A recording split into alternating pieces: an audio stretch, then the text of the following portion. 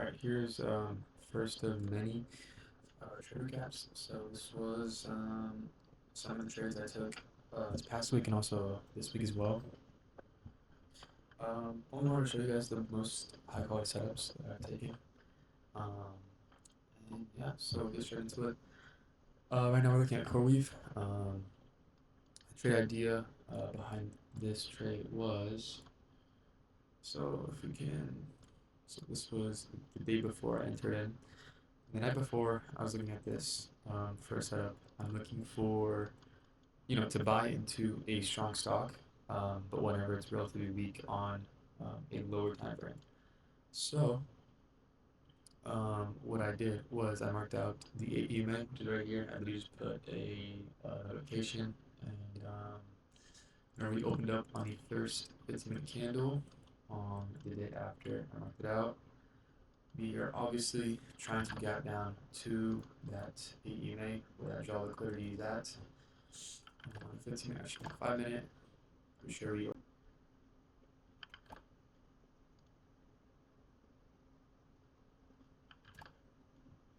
There we go. All right. Undercuts on that EMA right there.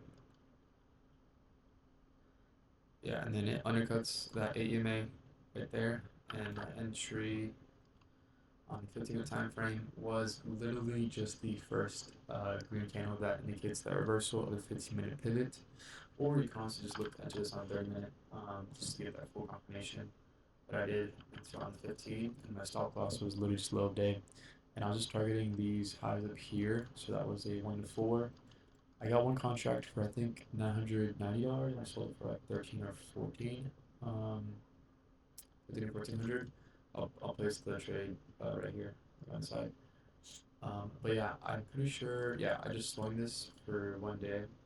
I was up like 26% on this contract, but wasn't close enough to sell. And then we got to we're just retesting this level right here. Bounced off of it, so that gave me some full confirmation swing. The next day we opened up right where I had my take profit. So pre-market, I just marked out that level right here, and I went on Robinhood, the stimulated returns, and I put the contract price. I calculated it to like this 120 area, and as soon as I hit it, it filled me, and then I got out. This did play out amazingly for the next, let's see, for literally the next couple of days, so I could keep gonna get pulling this. But I got what I needed for the market and got out. So that was that trade. Pretty sure it was like 40% gain or something like that. So last week's trade on April 16th. I'll put it right here. So this was last week's trade. I got in at a 5 minute candle breakout of a previous high, which was slowly been bouncing from for a while now. This level kind of from like 36.2 to around 36.5. And obviously had a candle closure above, got filled in that candle. I think it was every 1 minute I got filled on. But yeah, I really wanted a good entry for this. I wasn't getting here, but it didn't fill me, so I just waited for full confirmation. That entry would have been a lot nicer just because your risk to reward is a lot better because you have so much more upside than the obvious downside. So my stop loss was kind of scuffed, but this trade ended up playing in my favor. As soon as I sold, dipped a little bit, but obviously continued for the rest couple of days. But yeah, that was that trade for Planet Labs. Pretty nice breakout trade. And then let's move on. This was today's trade. Same exact setup, except I actually cut on that retracement a little bit. I was a little early on it, but did end up playing out to my favor as well.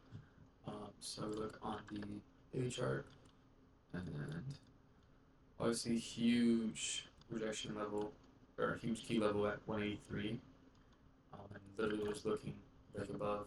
I get into calls, so that's what I did. And the way this market's moving recently, breakouts have been playing in our favor with a couple of strong names as well. So you pair those two together, it's a pretty good trading day. Thing is, I would like this strategy doesn't always work. Obviously, not every strategy works 100%, but I would rather have way more full confirmation on like undercut or uppercut of some moving averages.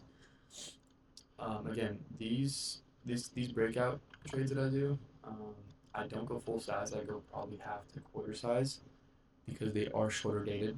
Because as soon as we break out of key level, right, there's a lot of attention to a stock or a name. So we want to be in and out of these stocks and these trades pretty fast. This obviously did keep playing out, but I don't think this is going to hold up much longer because we are pretty extended from the moving averages, obviously. So we'll probably have some sort of pullback, wait for the moving averages to, catch back up, and then potentially re-enter on like an AEMA or whatever we do get from the market. So that's kind of my um, take on breakout trades. There are definitely a lot riskier as well because you don't have the full confirmation, but key level getting broken out of is always great. Um, and then last trade ONDS. So this was on Monday. Yes, on Monday. Monday's trade. So we open up, and I did not get filled on my buy on this candle right here on the, what was that, 200 or 100 day. We honestly were just in an EMA cluster and we uppercutted the whole entire thing, which was awesome. Very, very, very strong indication. I couldn't get filled here, so I kind of just waited until we had more confirmation of getting above this key level at like 10.5. So a break above 10.5 would bring eventually 11. Also on Bookmaps, there was a lot of orders setting 11 and 12, so it's like a clear magnet to price. It's always a little bit higher up there, but I was targeting 11, so I got in obviously on that breakout right here on that candle, and then we kept continuing up. Got a little scared here, but obviously we hold through conviction and time, so we had some patience and hit full TP. Uh, less than what was this? Less than an hour, like an hour, 20 minutes. Hit full TP. I'll post all the gains right here. I got in a couple different contracts just because I wanted to see how they moved. Um, two of them I'm pretty sure had a different like delta and also some theta. So yeah, I just started playing around with that. I got in for like 11 calls and 12, I'm pretty sure. So ended up working out my favor still. Again, always have to quarter size on this just because I was trading a bit risky above the key level, even though we did get the undercut. It would be amazing to be full sized, like literally here, and then targeting obviously the draw liquidity at 11 through Bookmaps like confirmation and stuff. So yeah, so that was probably most of the setups I took this past week and this week. Um, Honestly, just still looking for high quality setups. I think Corey was probably the best trade I had. It still kept running, which was kind of sad to see, but that's good because I know I was right on it. Um, but yeah, perfect setup. Undercut to the 8 EMA, snap the entry right there, and then have full conviction of swinging because we tested that little block right here and bounce from it. So it's a pretty sick trade. I was just targeting 370. Um, yeah, so this was a trade. Break below this key level at 387. I was looking for a little bit of retest. Got in. This is honestly on a 1 minute time frame. So don't judge me for trading on such a low time frame, but this move would have came fast anyways. Again, we had a undercut of the moving averages right here on this time frame or on this candle right here. So we opened up right here, pushed price to the EMA, and then we obviously pushed all the way down to these lows, which was what I was targeting, and played out perfectly. Closed. There we go. But yeah, this was literally just a trade. It was simply in and out, quick. See that I was reversed after filling these orders down here. But yeah, just continuation trade again. Break below key level, targeting places where orders need to be filled, and that was one of the trades I took for that. All right, so this next trade was on this Tuesday, last Tuesday. It was a small gain. It was only $155. So open this up at 9:30. Wait, no, 10:30. And I closed it around 1:14 p.m. So I'll go ahead and just post that up right there as well on the left side. It was a small gain. It was only $155, so it was 36%. But it was just clear price action. We pivoted back downwards on the 50-minute time frame. Kind of retested the moving average right here. So that level right there, you can see, or this one right here.